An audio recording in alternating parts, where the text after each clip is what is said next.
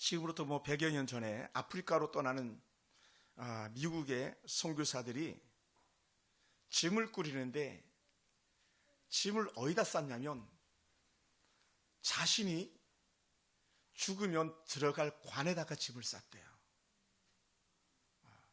관에다가. 관이 크잖아요. 그러니까 거기에 필요한 물건들이 이렇게 넣어서 갔다 합니다. 왜 그랬냐면 당시 아프리카는 백인들의 무덤이라고 그랬다는 거예요. 선교사들이 아프리카만 가면 반드시 순교의 제물이 되더라는 거예요. 가기만 하면 죽어서 나왔기 때문에 아예 선교사들이 자신이 담길 관을 가지고 갔다는 거예요. 왜? 그 걸음은 곧 죽음을 의미하는 것이기 때문에 그렇습니다.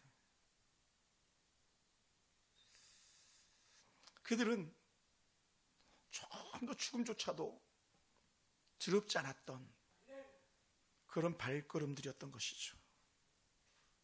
제가 하나님 앞에 부끄럽다고 말씀드렸는데 이런 선교사들의 삶을 이렇게 돌아보면서 또 이 설교를 준비하면서 하나님 저는요, 하나님 오늘날 우리 교회는요 무엇을 가지고 하나님 앞에 나가고 있는가 다시 한번 질문하면서 제가 얼마나 부끄러운지 모릅니다. 노는데 정신이 팔려가지고 세상 노름에 정신이 팔려가지고 일주일 살면서 예수 한마디도 안 하고 찬송 한 곡도 불러보지 않고 지내는 그런 오늘날 우리들의 모습을 생각하면요 가슴이 찢어지는 거예요. 성경 공부 좀 같이 하고 싶고 같이 하나님 은혜 말씀 좀 나누자 그러면 목사님 우리가 얼마나 바쁜지 알아요 하면서 노는 데는 바쁘고 돈 버는 데 바쁜데 하나님 알기에는 조금 더 바삐하지 않는 그런 모습을 볼 때에 저는 가슴이 아플 수밖에 없었습니다. 세상에 그 좋은 지위들을 다 내려놓고 예수 그리스도 십자가의 고난에 동참한다는 것 자체가 얼마나 귀한 그런 걸음들인지 모릅니다. 오늘 우리가 그 십자가 앞으로 한 걸음 더 다가서고 주의 은혜가 간데 한 걸음 더 다가서서 나도요 라고 할 수 있다면 우리 최고의 행복자인 줄 믿습니다. 그 선교사처럼 나도요, 나도 그렇게 살다가 주님께 가고 싶습니다 라고 고백한다면 우리 최고의 축복이 된 줄 믿습니다.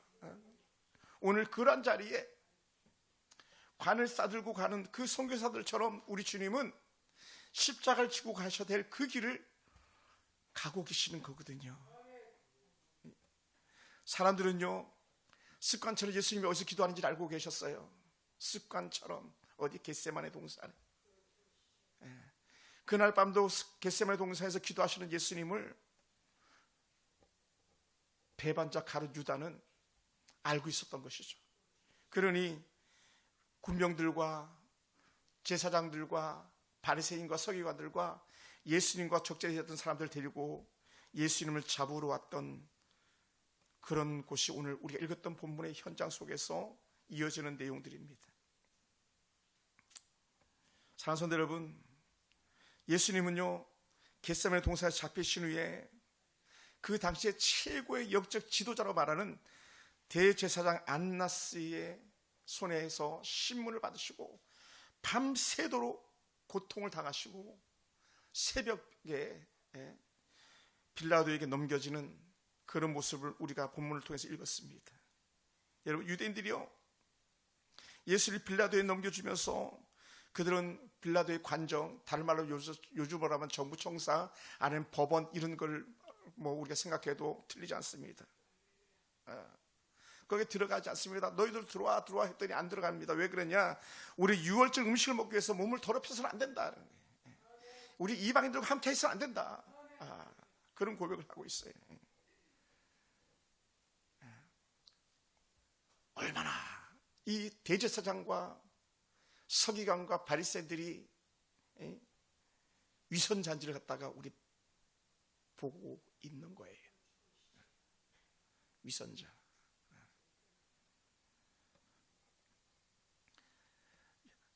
율법을 율법을 잘 지키려고 하면서 율법 뒤에 숨어가지고 예수님을 죽음으로 내모는 그런 악한 자의 모습을 우리는 보고 있습니다. 어떤 악한 자입니까? 대제사장, 서기관, 바야바, 안나스 이런 사람들. 네. 왜 그랬냐면 유월절의 제정자가 우리 하나님이신 예수님인데 예수님을 죽음으로 내몰면서 우리는 괜찮다고 여기는 그런 악한 자들이었습니다. 그것을 위선이라고 말해요. 왜냐하면 예수님은 유월절 어린 양이셨거든요.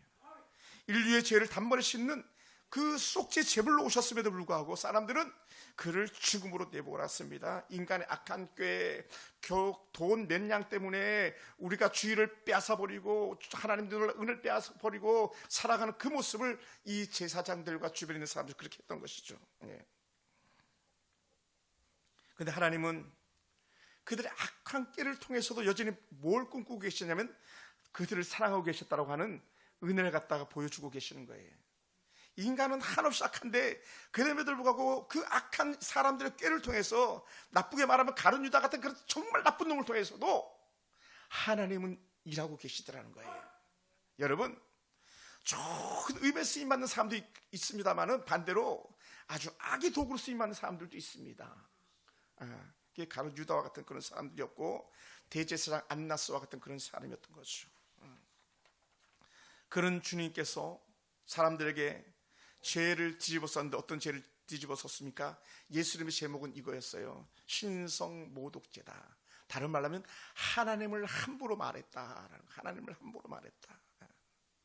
그 중에 하나가 뭐냐면 대표적인 게, 여러분 우리가 잘 깨닫기 원합니다. 안식일을 위반했다. 안식일을 위반했다. 어떤 안식일을 위반했냐? 안식일 날은요 병을 고쳐서는 안 돼요. 병을 고쳐서는 안 돼요.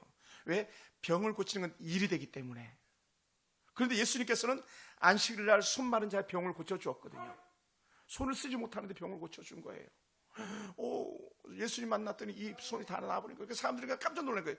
아니 주일인데 왜 그 병을 고치냐고 막 대들기 시작했었습니다. 그때 예수님께서 더더욱이 이런 말씀하셨잖아요. 야, 내가 안식일의 주인이야. 안식일의 주인이야.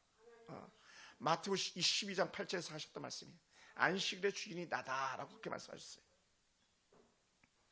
또 두 번째는요, 예수님의 제목이 뭐냐면, 아니 너가 누군데 함부로 사람의 죄를 잊게 하겠다, 없게 하겠다 말할 수 있냐는 거예요.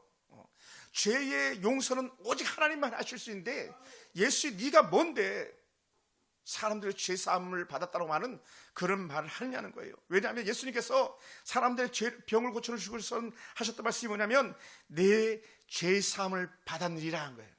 그러니까 병 고치는 건 더 좋은 게 뭐냐면 죄 용서받고 하나님의 자녀가 되는 건데, 그 말을 했다고 해서 예수님을 죽음으로 내모는 거였습니다. 여러분, 그래서 사람들이 이렇게 말했죠. 야, 너가 뭔데 그렇게 죄 용서를 하느냐? 신성 모독이다. 다른 말로 하나님 모독이다. 하나님 외에는 죄를 사하는 권세가 없다고 했는데 너가 뭔데 하면서 예수님 십자가에 내모는 그런 일들이 있었습니다. 여러분, 더더욱이나 충격적인 사건이 하나가 있는데 그게 뭐냐? 요한복음에도 마태복음에도 여전히 기록되고 있는 요한복음 2장 12절부터 22절까지와 마태복음 21장에 나온 사건들인데, 예수님의 성전 정화 사건이에요. 교회, 요즘으로 말하면 교회죠. 여기에 뭐 자유로울 수 있는 사람 아무도 없습니다. 저도 자유롭지 않습니다. 예수님께서 성전에 들어가가지고 비둘기 파는 사람들, 양 파는 사람 다 쫓아내기 시작했습니다. 그랬더니 거기에 이윤이 딸려있는 사람들이 발칵 뒤집어지기 시작한 거예요. 발칵 뒤집어졌습니다. 예수님께서 어떤 말을 하셨기 때문에 내 아버지 집을 장사하는 집으로 만들지 말라.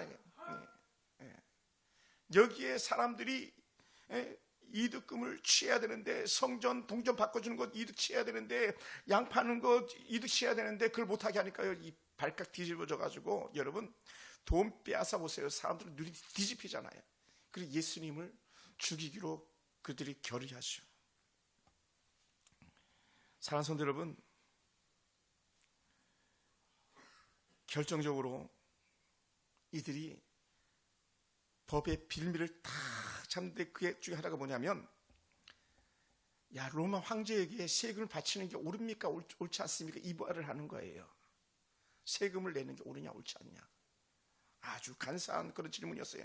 가이사에게 세금을 바치는 것이 옳으니까 옳지 않냐니까, 이것은요 함정이라고 성경은 이미 말했어요. 함정이라. 왜냐하면 가이사에게 세를 바치라고 한다면 유대인들이 가이사하면 치를 떠는데 거기에 반기를 들 것이고, 가이사에게 세를 바치지 말라 그러면 로마에 반항하는 반국가적인 말이었기 때문에 정치적으로 벌을 받아야 되는 그런 사람이 예수님이 되는 거예요. 여러분, 사람들은요 악한 데는 꾀가 얼마나 좋은지 몰라요. 악한 데는, 우리 선한 데 꾀가 있어야 되는데 악한 데 꾀가 있는 거예요. 옆에 사람 인사합시다. 우리 착하게 살아봅시다. 하나님 뜻을 따라봅시다. 아멘. 우리 어쩌든지 막 악한 꾀를 내가지고 하나님 아닌 것을 더 사랑하고 살아가는 그런 모습을 봅니다. 그때 예수님께서는요 탁월한 지혜자예요. 솔로몬이 지혜자 아닙니까? 예수님의 모델이잖아요. 그 지혜의 모델로 예수께서 하셨던 말씀이 뭡니까? 야, 그래, 동전 한번 내봐봐. 거기 네 화상이 있느냐? 누구 그림이 그려져 있느냐는 거예요. 우리나라 같으면 5만 원짜리 누가 그려져 있습니까? 신사임당. 여성이 제일 힘 있어요. 여성이. 여성 상위 시대가 맞긴 해요. 다른 건 다 남자들인데 제일 높은 5만 원짜리 다 먹어버리는 거예요. 근데 보니까 가이사의 황제상이 그려져 있잖아요. 그때 예수께서 말씀하신 게 뭡니까? 야, 가이사의 것은 가이사에게, 하나님 것은 하나님에게 하면서 기가 막히게 빠져나가는 거예요. 사랑하는 성도 여러분, 예수님은 이 사람들에게 고발을 당하는데 가장 대표적인 제목이 뭐라 그랬습니까? 신성 모독죄라 그랬잖아요. 여러분, 참고로 간음하다 잡히면 원래 어떻게 해야 되는 거였죠? 그 자리에서 돌려쳐 죽여야 되고, 둘 다 똑같아요. 신성 모독죄는요 간음하다 들킨 사람보다 훨씬 더한 죄가 신성 모독죄예요. 할렐루야. 그러니까 하나님을 모독했다면요 이 대제사장 안나스나 가야바 모든 사람들이 다 붙어가지고 거기서 완전 돌로 쳐 죽였어야 되는데, 자기들이 입으로 신성 모독죄라 그러면서 어떻게 해요? 로마 법에 재판을 받으려고 왔잖아요. 로마 법에. 그러니 이들이 얼마나 악한지를 우리는 알고 있는데, 그런데 그럴 만한 이유가 있다는 거예요. 그것은 악한 이들의 꾀가 문제가 아니라 하나님의 깊으신 계획이 있다는 거예요. 계획. 하나님의 계획. 어떤 계획이냐? 우리 하나님은 예수님을 가장 처참한 십자가에 달려 죽이길 작정하셨던 거예요. 처절한 십자가. 왜 그랬는가? 우리의 죄가 처절한 십자가에 달려 죽을 만큼 우리의 죄가 악하다는 거예요. 여러분, 우리는요 나한테는 얼마나 관대한지 몰라요. 목사님, 나는요 괜찮은 사람이에요 막 말하는데, 사실은 뜯어보면 그 어떤 사람보다 더 악한 모습들이 우리 안에 있는 거예요. 근데 우리는 남에게는 마음껏 돌을 던지면서 자기에게는 나는 이렇게 좋은 사람이야 막 포장하면서 얘기하고 있는 거예요. 사실 제가 그래요. 제가. 돌아보면 여러분은 아무 문제가 없습니다. 제가 연약해서 그런 겁니다. 여러분, 예배 시간 늦든 예배 자리에 오지 않든 그 모든 죄는요 예수님이 다 뒤집어쓰신 것처럼 하나님 앞에 가면 다 제가 뒤집어써야 될 그런 죄의 모습이에요. 여러분이 헌신을 하든 하지 않든 다 제가. 그 목회자는 그렇게 있는 사람이에요. 근데 이들이 자기들 손에 피를 묻히지 않으려고 빌라도에게 내어주었잖아요. 로마 당시 총독 빌라도에게 공을 떠넘겼습니다. 너가 알아서 해라. 그리고 빌라도는 어떻게 돼요? 보니까 예수님 죄가 없었거든요. 죄가 없잖아요. 아니라고, 죄가 있다고, 죽여야 된다고. 그러니까 빌라도 또 얼마나 고민했겠습니까? 꾀를 내고 하다가 그래도 저 사람들이 아무리 악해도 살인자를 갖다가 대신 살려달라고 얘기했진 않겠지 하면서 살인자를 대놓고 야, 예수를 살려줄까, 이 살인자를 살려줄까 했을 때에 한결같이 뭐라고 말했습니까? 바라바를 살려야 된다고 그랬잖아요. 그건 악한 자를 이미 그렇게 심판대에 놓여 있는데, 그러니 그런 바라바처럼 처절한 악한 자를 대신해서 예수님께서 대신 죽어야 되는 이 십자가 고통을 그들이 알면서 내어밀었습니다. 더더군다나 성경학자들이 이렇게 말해요. 당시에 이 사람들은 예수님을 쉽게 죽게 놔둘 수가 없었다고 말해요. 왜? 분노가 있어요. 분노. 왜? 자기들이 하는 족족마다 예수님께서 반대로 뒤집어 버리니까요. 좀 먹고 살만하면 뒤집고 자기들 기득권을 빼앗아가고 어떤 기득권? 그 말씀이 그 제사장들과 차원이 달랐습니다. 말씀만이 아니라 경제적인 모든 부분이 달랐습니다. 하시는 행동이 달랐습니다. 자기들을 살리지도 못했는데 예수님이 가면은 죽은 자가 살아나잖아요. 병자가 고쳐지잖아요. 나병이 떠나가잖아요. 문둥병이 떠나갑니다. 그리고 사람들이 돌아와서 온전히 회개하고 하나님 더 잘 생기게 하니까 어떻게 돼요? 이 대제사장들이 거기에 질투, 시기가 생겨나기 시작했던 거죠. 그리고 기득권, 자기들이 가지고 있는 힘을 갖다 빼앗아가다 보니까 어떻게 돼요? 여러분, 사실 보복이라는 게 그런 거 아니겠습니까? 쉽게 죽이지 않는 거. 오늘 이 악한 자들이 그렇게 했었습니다. 가장 치욕스럽게 죽기를 원했던 그런 사람들의 모습이 있었습니다. 빌라도는 그를 놓아주려 했지만 사람들은 그의 말을 가로막았습니다. 그런데 성경은 명확하게 우리에게 이렇게 말씀해 주고 있어요. 우리가 읽었던 32절에 보면은 이는 예수께서 어떠한 죽음으로 죽을 것을 가리켜 하신 말씀을 응하게 하려 함이로라. 구약의 말씀을 이루기 위해서다라고 이렇게 말씀하는 거예요. 유대인들이 예수를 로마 법정에 넘긴 이유는 십자가형을 받기 위해서였고 정확하게 하나님의 계획이었다라고 말합니다. 할렐루야. 그러니까 좀 어려운 말 하면 계획, 섭리 이런 단어를 쓰는 거예요. 하나님의 플랜, 계획에 있었던 거다. 사람들은 복수심 또는 시기심 때문에 예수님을 십자가에 내놓았지만 그것은 자기들의 계획이 아니라 하나님의 계획이었다라고 이렇게 말씀하고 있어요. 사랑하는 성도 여러분, 우리는요 어떤 사람입니까? 우리는 본래 하나님 율법을 단 한 구절도 제대로 알지 못하고 지키지 못하는 그런 사람임에도 불구하고 우리는 오히려 남을 더 심판하고 정죄하는 데 앞서장서는 그런 사람이라는 거예요. 여러분 솔직히 그렇지 않습니까? 우리 돌아서면 죄 짓지 않나요? 앉으면 남을 미워하고 시기하고 질투하면서 때로는 막 그 씹는다고 말하는 것처럼 뒷담화하면서 욕하고 그러지 않습니까? 막 비난하고 시기하고 질투하고 그런 우리가 많은 앞에서는 나는 괜찮은 사람이야 막 그렇지 않죠. 우리 그런 사람이 아니에요. 어떤 사람들은 막 자기 부인을 막 욕하는 사람들도 있습니다. 어떤 사람은 자기 남편을 막 욕하는 사람도 있습니다. 자기 자녀를 막 욕하는 사람들도 있습니다. 근데 중요한 게 뭔지 아십니까? 다 자기가 부족해서 그런 거예요. 내가 부족해서. 내가 부족해가지고. 근데 다른 게 있어요. 나는 부족하지만 우리 주님은 완전하신 분이에요. 할렐루야. 나는 죄 천지지만 우리 예수님은 죄 없으신 분이에요. 할렐루야. 그리고 우리가 사는 거예요. 예수님이 그렇게 십자가에 달려 죽으셔야만 아담과 하와 이후에 우리가 지고온 원죄가 깨끗하게 해결되는 거예요. 또 우리가 지은 자범죄가 깨끗하게 해결되는 거예요. 사람들이 꼼수를 써가지고 빌라도에게 내주었지만 그 하나님의 계획이 없기 때문에 우리가 죄 용서라는 놀라운 은혜 타이틀을 갖게 되는 줄 믿습니다. 할렐루야. 그걸 우리 이렇게 말해요. 십자가 은혜다. 나는 한 것 없는데 예수님께 내 대신 죽어주심으로 우리가 살게 됐다고 말씀하고 있습니다. 사랑하는 성도 여러분, 용산에 가면 양화질이라는 성교사 묘역이 있습니다.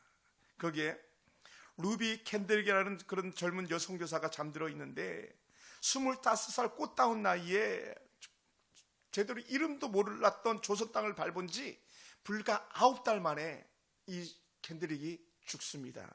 왜? 여러분, 당시 조선에 무슨 의술이 있었겠습니까? 1900년대 초에 또 1800년대 말에 무슨 한국에 의술이 있겠습니까? 그 요즘이면 정말 하찮은 거예요. 하찮은 거. 맹장염으로 돌아가셨어요. 맹장염. 그 25살 꽃다운 나이에 처녀가 맹장염으로 죽었는데 그는 죽기 전에 이런 말을 합니다. 만일 내게 줄 수 있는 1000개의 생명이 있다면 그 모두를 조선을 위해 바치리라 라는 거예요. 조선을 위해 바치리라. 우리는 하나님 앞에 조금만 봉사하는 것도 조금만 시간 내는 것도 막 벌벌 떨면서 안돼 막 그러는데 이 여인은 여러분 우리가요 영화에 잘 표현해서 그렇죠. 여러분 드라마에 잘 표현해서 그렇죠. 그렇게 좋은 옷은요 조선 사람들이 입을 수가 없어요. 제가요 어려서 봤잖아요. 가난해 봤잖아요.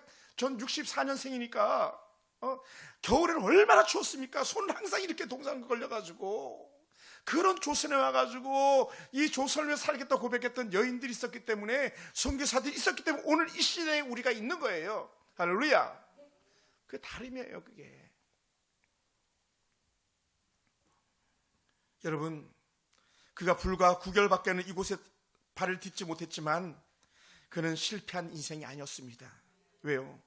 그의 말을 들은 수많은 미국의 젊은이들이 조선으로 몰려왔거든요. 조선으로 몰려왔어요. 이하학당, 배제학당, 연세대학교 그 주리가 되는 모든 것들 한국의 교육적인 체계들을 갖다가 이 선교사들 핏뿌림 위해서 세워진 거거든요. 선교사들에 의해서. 여러분 한 사람의 희생이 없이는요 가정도 설 수 없고 교회도 설 수 없고 나라도 설 수가 없는 거예요. 예수님의 죽으심이 있었기 때문에 천국이 온전한 천국으로 서 있는 것처럼 우리 삶 속에 그런 은혜가 있길 주를 축원합니다. 그래서 우리가 바꿀 수 없는 게 있어요. 우리 하나님의 것은 바꿔서는 안 됩니다. 생명의 근간된 예수님의 십자가 사랑은 바꿔서는 안 되는 겁니다. 그 어떤 것을 주고 우리를 유혹해도 우리 거기에 대해서는 노 할 수 있어야 됩니다. 그걸 갖다 우리는 이렇게 말해요. 가치라고. 가치. 너의 삶에 참된 가치가 어디에 있느냐? 너 돈의 가치가 어디에 있느냐? 너 삶의 가치가 어디에 있느냐? 하나님께 있습니다. 이렇게 말해야 돼요. 할렐루야. 하나님께 있습니다.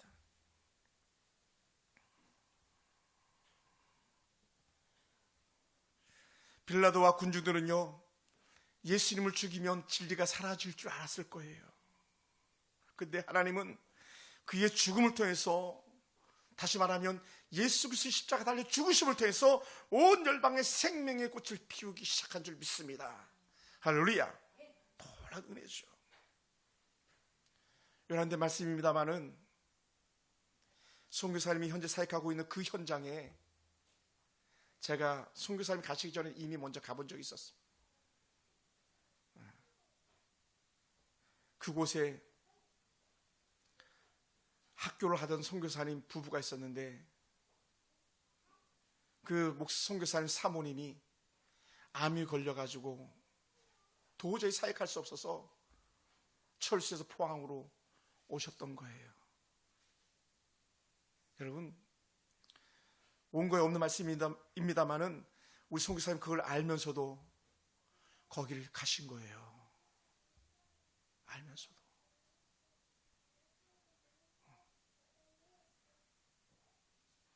알면서도. 우리 사모님 계시지만 목회자 길이 힘들지 알면서도 저랑 결혼했잖아요. 저는 이렇게 힘든 사역인 줄 몰랐었거든요. 저는 안 빚나도 즐겁고 행복할 줄 알았었어요. 물론 예수님 때문에 내가 살았지만, 저도 결핵으로 거의 죽다 살아난 사람이지만, 그게 감사해서 제가 예수를 잘 믿는다고 고백했었지만, 알고 봤더니요 영광이 아니고 죽음이에요. 할렐루야. 한번 따라할까? 예수 믿음은 내 생명을 내놓는 것이다. 왜요? 잃으면 얻는 원리거든요. 죽어야 사는 원리. 할렐루야. 말씀을 마무리합니다. 사랑하는 성도 여러분, 그러므로 십자가는요 우리의 가장 큰 자부심인 줄 믿습니다. 세상의 조롱과 환경의 고난 앞에서도 조금도 위축되지 않는 그 길을 가는 게 십자가의 길이에요. 때로는 가족들이 조롱할 수도 있어요. 또는 친구들이 조롱할 수도 있어요.